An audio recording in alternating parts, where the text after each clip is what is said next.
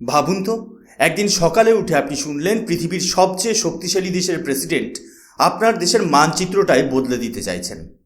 তিনি কোনো যুদ্ধ করছেন না, কোনো সীমানা বিবাদ করছেন না। তিনি সরাসরি একটি চেক বই নিয়ে হাজির হয়েছেন একটি আস্ত মহাদেশীয় দ্বীপ কিনে নেওয়ার জন্য। ডোনাল্ড ট্রাম্প বলছেন, আমি গ্রিনল্যান্ড কিনতে চাই। শুনতে কোনো সিনেমার প্লট মনে হলেও এটাই আজকের রুক্ষ এবং কঠিন জিওপলিটিক্সের বাস্তবতা। যখন ডোনাল্ড ট্রাম্প গ্রিনল্যান্ড কেনার কথা বলেন, তখন ডেনমার্কের প্রধানমন্ত্রী তাকে পাগল বলে উড়িয়ে দেন। কিন্তু ট্রাম্প তার সিদ্ধান্তে অটল। কেন? কারণ এটি কেবল বরফের পাহাড় নয়, এটি হলো একবিংশ শতাব্দীর সবচেয়ে বড় স্ট্র্যাটেজিক ট্রেজার বক্স। আজ আমরা এমন এক ভূরাজনৈতিক ষড়যন্ত্রের পর্দাফাশ করব, যেখানে একদিকে আছে আমেরিকার দাপট, অন্যদিকে রাশিয়ার আর্কটিক আগ্রাসন, এবং মাঝখানে দাঁড়িয়ে আছে ভারতের নিজস্ব জাতীয় স্বার্থ। জয় হিন্দ বন্ধুরা, আমি সুশোভন। আপনারা দেখছেন আপনাদের প্রিয় চ্যানেল অদ্ভুত অথচ বাস্তব। আজকের এপিসোডটি যদি আপনি শেষ পর্যন্ত দেখেন, তবে বুঝতে পারবেন কেন একটি দ্বীপের মালিকানার বদলে বদলে যেতে পারে আপনার এবং আমার পকেটের মানি ব্যাগের অবস্থা, পাল্টে যেতে পারে বিশ্ব অর্থনীতির মানচিত্র। আমাদের অনেকের ধারণা গ্রিনল্যান্ড মানেই শুধু সাদা বরফ আর জনশূন্য এক জায়গা, কিন্তু ম্যাপের দিকে তাকালে দেখবেন এটি উত্তর আমেরিকার ঠিক উত্তরে মুকুটের মতো বসে আছে।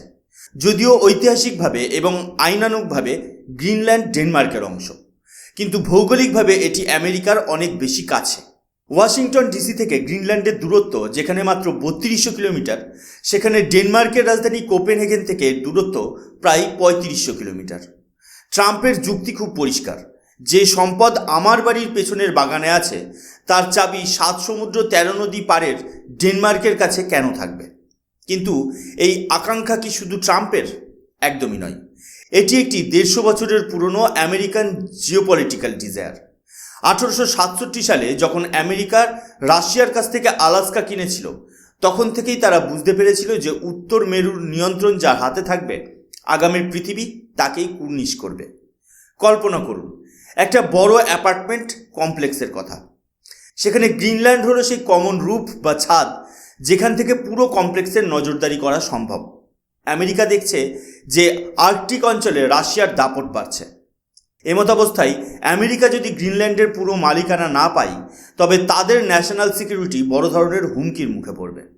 এখানে মনে রাখা দরকার, দূরত্ব কখনোই কোনো জমির মালিকানা নির্ধারণ করে না, কিন্তু আন্তর্জাতিক সম্পর্কের ক্ষেত্রে ভৌগোলিক অবস্থান বা জিও লোকেশন হলো আসল ক্ষমতা। ট্রাম্প চাইছেন এই ক্ষমতাকে সরাসরি হোয়াইট হাউসের নিয়ন্ত্রণে আনতে। কোনো বিষয়ের গভীরতা বুঝতে হলে তার ইতিহাস জানা জরুরি। প্রায় 5000 বছর আগে ইনুইট উপজাতির মানুষ প্রথম এই প্রতিকূল পরিবেশে বাস করতে শুরু করে। এরপর 10ম শতাব্দীতে ভাইকিংরা এখানে বসতি গড়ে তোলে। 1714 সাল থেকে ডেনমার্ক এখানে তাদের আধিপত্য বিস্তার শুরু করে এবং 1814 সালে এটি আনুষ্ঠানিকভাবে ডেনমার্কের কলোনি বা উপনিবেশে পরিণত হয়। কিন্তু দ্বিতীয় বিশ্বযুদ্ধের সময় যখন নাৎসি জার্মানি ডেনমার্ক দখল করে নেয়, তখন গ্রিনল্যান্ডের সুরক্ষার দায়িত্ব নেয় আমেরিকা। সেই থেকেই আমেরিকার নজর এই দ্বীপের ওপর। 1946 সালে প্রেসিডেন্ট হ্যারি ট্রুম্যান $10 কোটি মূল্যের সোনা দিতে চেয়েছিলেন গ্রিনল্যান্ড কেনার জন্য। ডেনমার্ক তখন রাজি হয়নি।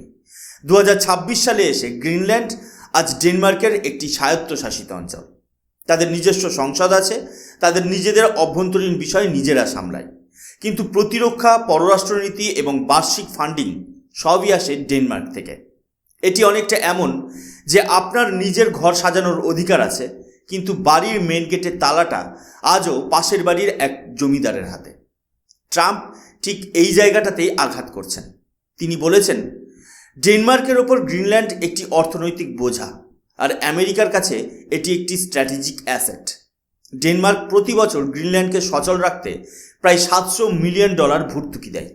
ট্রাম্পের প্রস্তাব ছিল ডেনমার্কের এই লোকসান আমেরিকার নিজের কাঁধে তুলে নেবে। বিনিময়ে গ্রিনল্যান্ডের ওপর হবে আমেরিকার পূর্ণ সার্বভৌমত্ব। এবার আসি আসল কথায়। কেন আমেরিকা গ্রিনল্যান্ডের জন্য পাগল? এর উত্তর লুকিয়ে আছে মাটির নিচে। গ্রিনল্যান্ডের বরফের স্তরের নিচে চাপা পড়ে আছে বিপুল পরিমাণ রেয়ার আর্থ মিনারেলস, ইউরেনিয়াম, লোহা, সোনা, গ্রাফাইট, নিকেল এবং টাইটানিয়াম। বর্তমান বিশ্বে যারা টেকনোলজি নিয়ে কাজ করেন তারা জানেন এই খনিগুলোর গুরুত্ব কতখানি। আপনার হাতের স্মার্টফোন থেকে শুরু করে বৈদ্যুতিক গাড়ি, স্যাটেলাইট, মিসাইল ডিফেন্স সিস্টেম, এমনকি আর্টিফিশিয়াল ইন্টেলিজেন্স হার্ডওয়্যার, সব কিছুর মূল চাবিকাঠি হলো এই রেয়ার আর্থ মেটালস। আর আজ এই খনিজ সম্পদের বাজারে একচেটিয়া দাপট দেখাচ্ছে চীন। বিশ্ববাজারে প্রায় 80 থেকে 90% রেয়ার আর্থ মেটাল চীন নিয়ন্ত্রণ করে। আমেরিকা যদি গ্রিনল্যান্ডের দখল নিতে পারে তবে তারা চীনের এই মনোপলি ভেঙে দিতে পারবে।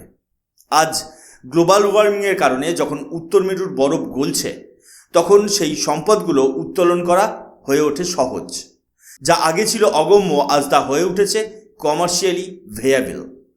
শুধু তাই নয়, গ্রিনল্যান্ডের নিচে লুকিয়ে আছে বিশ্বের অন্যতম বড় তেল এবং প্রাকৃতিক গ্যাসের ভাণ্ডার। ডোনাল্ড ট্রাম্প একজন ঝানু ব্যবসায়ী।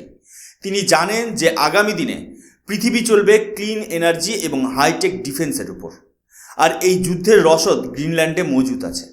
ভারতের দৃষ্টিকোণ থেকে ভাবুন, আমরাও আজ বৈদ্যুতিক যানের দিকে ঝুঁকছি। আমাদেরও লিথিয়াম এবং রেয়ার আর্থ দরকার।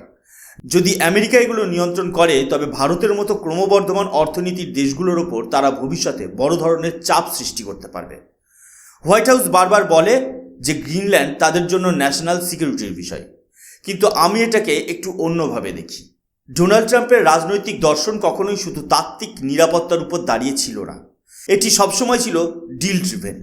তিনি গ্রিনল্যান্ডকে একটি রিয়েল এস্টেট প্রপার্টি হিসেবে দেখছেন। ট্রাম্পের মতে, you don't defend a lease, you defend your land. গ্রিনল্যান্ডের থুলে অঞ্চলে বর্তমানে আমেরিকার একটি অত্যন্ত শক্তিশালী স্পেস বেস বা সামরিক ঘাঁটি আছে। এটি আমেরিকার উত্তরতম সামরিক ঘাঁটি, যেখান থেকে রাশিয়ার যে কোনো মিসাইল আক্রমণের উপর নজর রাখা যায়। কিন্তু সমস্যা হলো, লিজ নেওয়া জমিতে আপনি সবসময় স্বাধীনভাবে কাজ করতে পারেন না। আজ যদি ডেনমার্ক সরকার বা গ্রিনল্যান্ডের স্থানীয় মানুষ চায় যে আমেরিকাকে এই ঘাঁটি ছেড়ে চলে যেতে হবে, তবে আমেরিকাকে তাই করতে হবে। ট্রাম্প চাইছেন এই অনিশ্চয়তা দূর করতে। তিনি মনে করেন ভাড়াটে ঘর কেউ নিজের জীবন দিয়ে পাহারা দেয় না, মানুষ নিজের ভিটেমাটির জন্য রক্ত দিতে রাজি থাকে। এটি হলো ট্রাম্পের রিয়েল পলিটিক। তিনি ইউক্রেনের সাথে মিনারেল ডিল করছেন, মধ্যপ্রাচ্যে অস্ত্রের বিনিময়ে প্রভাব বাড়াচ্ছেন। সবখানেই একটাই প্যাটার্ন, তিনি চান নিয়ন্ত্রণ, তিনি চান লিভারেজ। গ্রিনল্যান্ড হলো সেই দাবার গুটি যা হাতে থাকলে চীন এবং রাশিয়া উভয়কেই একসাথে কুপকাত করা সম্ভব। এখন প্রশ্ন জাগতে পারে, ভারত কেন গ্রিনল্যান্ড নিয়ে মাথা ঘামাবে? ভারত তো অনেক দূরে। এখানেই ভুল।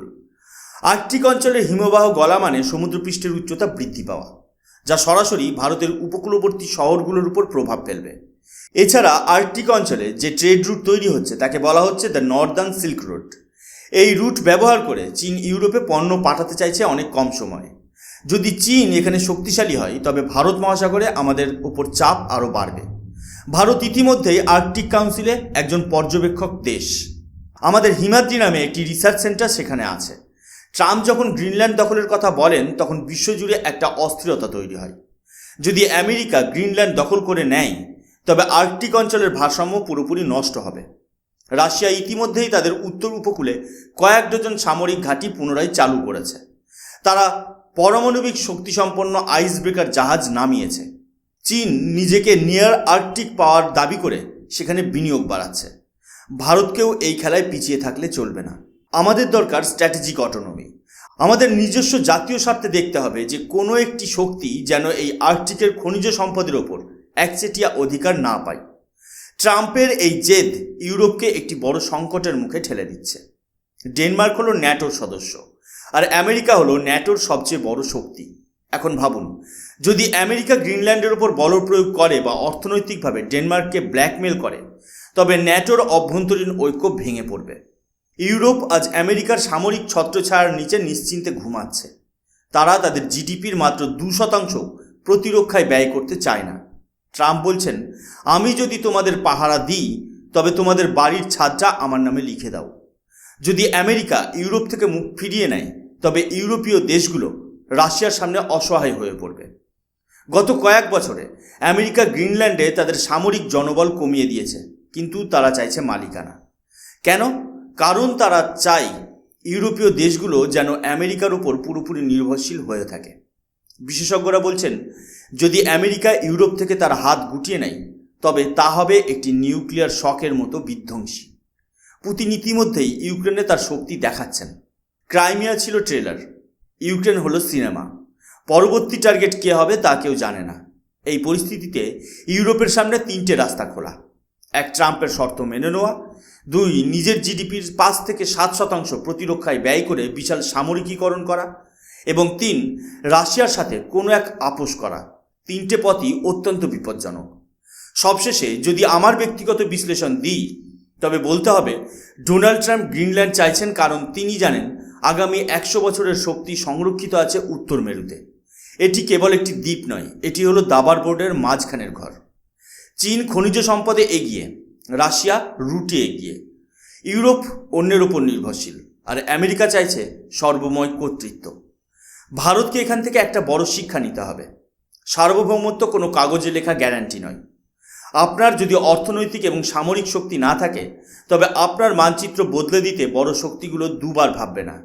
ট্রাম্পের এই গ্রিনল্যান্ড কেনার জেদ আমাদের মনে করিয়ে দিচ্ছে যে 21 শতাব্দীতেও মাইট ইজ রাইট, অর্থাৎ যার জোর তারই আইন চলে। আমাদের ভারতকে এমন এক জায়গায় নিয়ে যেতে হবে যেখানে আমাদের সম্পদের দিকে কেউ তাকাতে সাহস না পায়। আমাদের নিজস্ব রিসোর্স সিকিউরিটি এবং এনার্জি ইন্ডিপেন্ডেন্স নিশ্চিত করতে হবে।